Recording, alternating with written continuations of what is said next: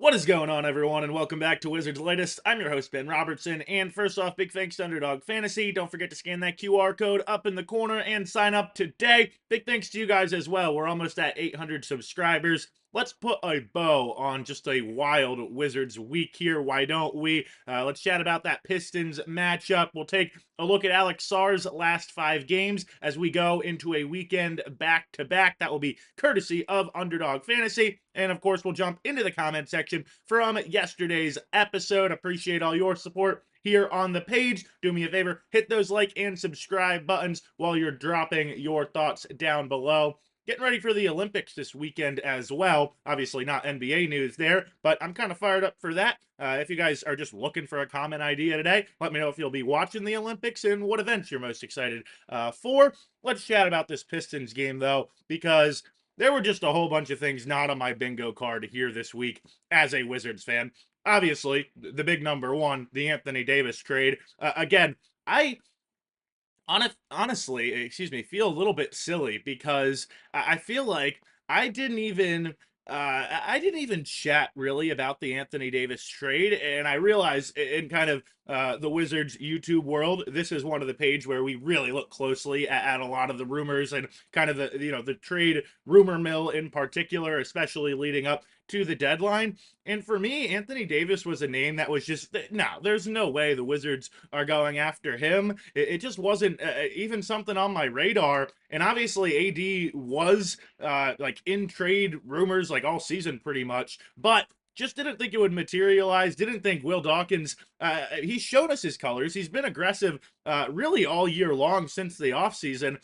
Just didn't expect that move. And again, I've said in the last couple of days, I'm fired up about it because you really didn't give up very much in either the Trae Young or Anthony Davis trades, and you essentially have are taking a flyer on a couple former All NBA guys, and also matching them up with now and starting to get to veteran years with a whole bunch of young talent. Again, should make a really interesting next season, but chatting about the Pistons game because again, let's stay on just a little bit of topic here for once, Ben. This franchise is just hilarious sometimes because the Wizards beating the number one team in the East, the Detroit Pistons, also not on my bingo card, and the way they did it with Sharif Cooper and Will Riley leading the way certainly wasn't what I was expecting. The closing lineup last night was Cooper, Riley, Bilal Coulibaly, Anthony Gill, and Jameer Watkins. I mean, Alex Sarr, Keyshawn George, nowhere to be found.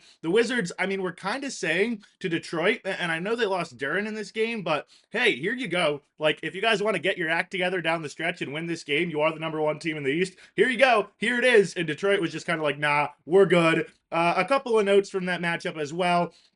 You probably saw Will Riley career high, Sharif Cooper career high as well, and then Anthony Gill a season high with his 11 points, 18 for Sharif and 20 for Will Riley, which brings us, of course, to our player of the game. And I'll stick right there with those two names. I'm going to give an honorable mention to a Sharif Cooper, and the only reason he doesn't get player of the game is because he wasn't quite the leading scorer. And then I went the feel-good route earlier this week with Escal Labissiere player of the game. And I will say here on Sharif Cooper why it's kind of would be the feel good player of the game because I mean this is the reason you kind of give guys like him a shot here in this situation of a season. And by the way, anybody that's seen his high school highlight tape believes there's just a little bit of an NBA player in there. And now I actually think he's turned in a couple of decent performances and really down the stretch of that game hit some of the biggest shots, to be quite honest. So big shout out to Sharif Cooper.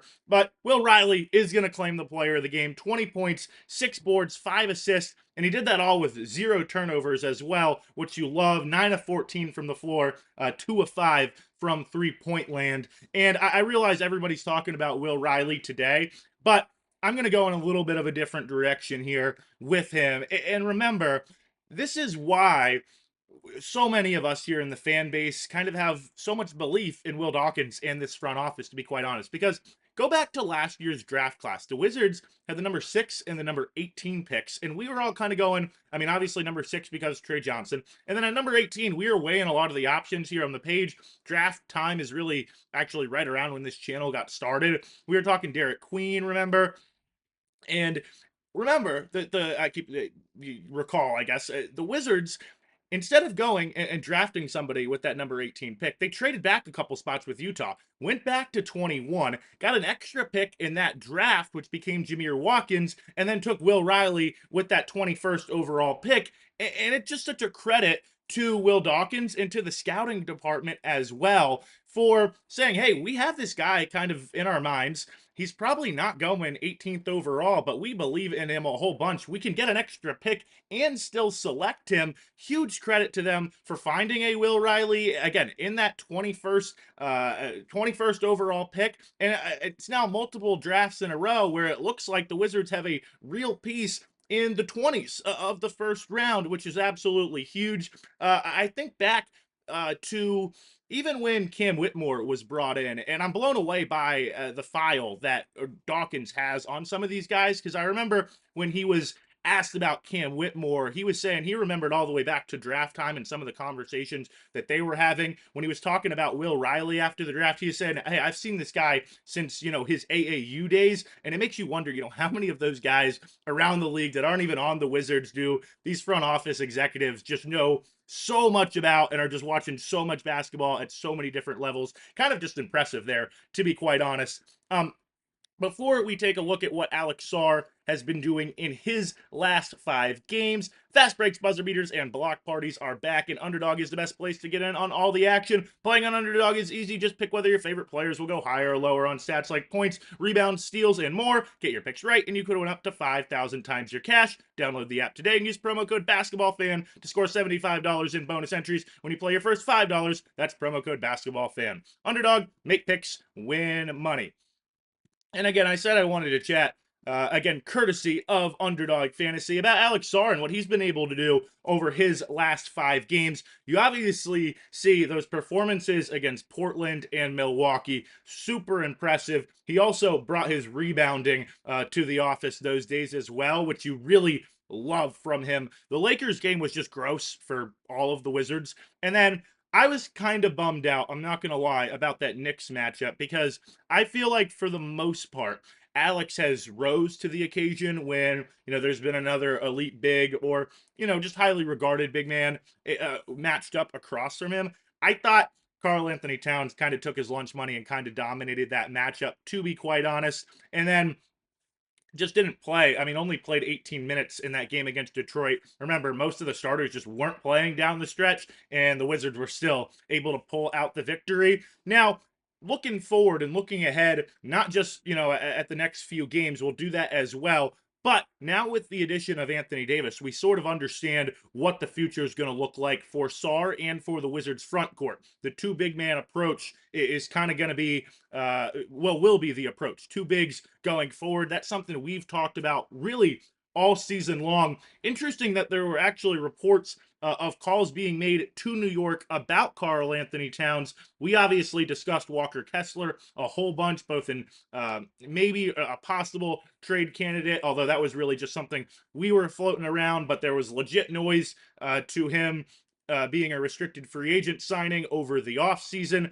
But, I mean, obviously even Sabonis has been kind of in the rumor mill all season long. And that Sabonis I never really thought was likely. But like I said earlier, I didn't think Anthony Davis was coming to DC either. So we kind of understand the future, what the future of the Wizards front court is going to look like better after this week. Now, projections not official yet for Saturday's game, but here are Alex Sarr's averages against Brooklyn in 2 matchups so far this year, averaging 14 points, 4 rebounds, and 2.5 assists, as well as 2 blocks, shooting 44% from the floor and 40% from the 3-point line in 2 games he has played against Brooklyn so far this year. And then it'll be the first matchup for the Wizards against Miami all season long. So excited for that game. But again, big thanks to Underdog Fantasy for letting us take a look at what Alex Sarr has done over his last five. Must be 18 plus. 19 plus in Alabama, Nebraska. 19 plus in Colorado for some games. 21 plus in Arizona, Massachusetts, and Virginia. And present in a state where Underdog Fantasy operates. Terms apply. See assets.underdogfantasy.com/play and get terms DFSTML for details. Offer not valid in Maryland, Michigan, New Jersey, New York, Ohio, and Pennsylvania. Concerned with your play? Call 1-800-GAMBLER or visit www.ncpgambling.org. In New York, call the 24/7 helpline at 1-878 or text HOMI 467-369. Taking a look at the comment section from yesterday, real quick here before we wrap things up.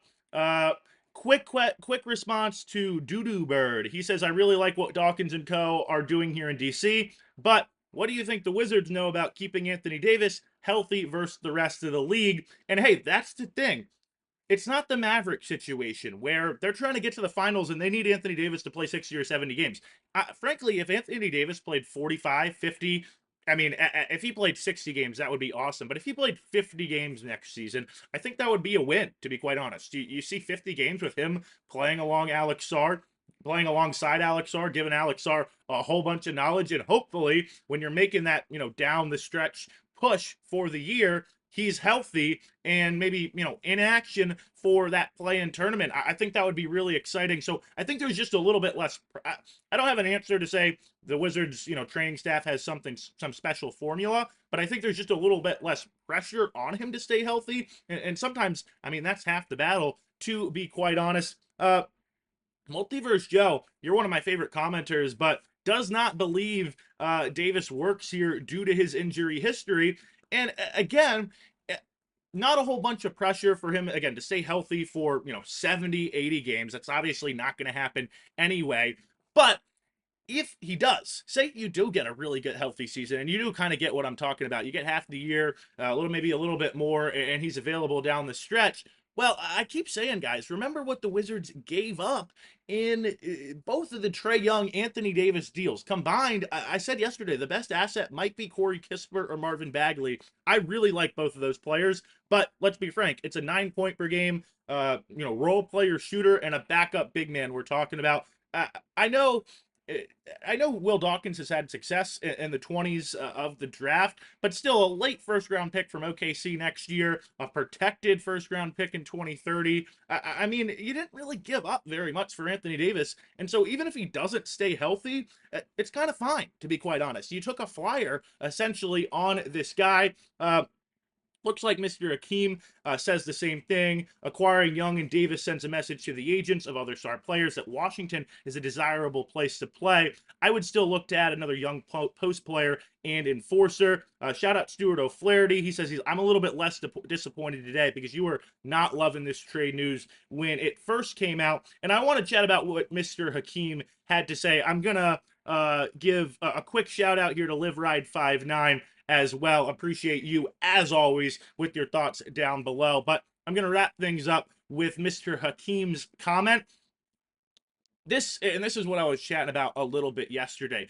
Even if Anthony Davis it doesn't have a super successful run here, to get cozied up a little bit to Rich Paul and Clutch and co. is such a win for the Wizards organization. My whole life, attracting free agents has just not been a thing. I remember when Kevin Durant, kind of had his first big free agency pop up, and it was KD come home, and he was like, yeah, no, I'm not playing for that organization. If you could bring in a couple of very legit star names in the NBA, and Anthony Davis and Trae Young, teams have said, hey, we don't want you, to both of those guys say, hey, we do want you. Come enjoy life here. Come get healthy this season, and then come see that we're a top-notch organization, moving forward, moving into the offseason, moving into next year. Come check out all of this young talent that you have to work with. That's going to take a little bit of pressure off you. Again, we're hoping a top 5 pick next year to add into that mix. And I said this yesterday as well. I think both of those guys are going to figure out quickly, hey, the DMV ain't a bad place to be. But we appreciate all your support here on the page. Do me a favor, hit those like and subscribe buttons if you have gotten this far and haven't done so already. I'm going to quit yapping, and I'm going to thank you for watching another episode of Wizards Latest.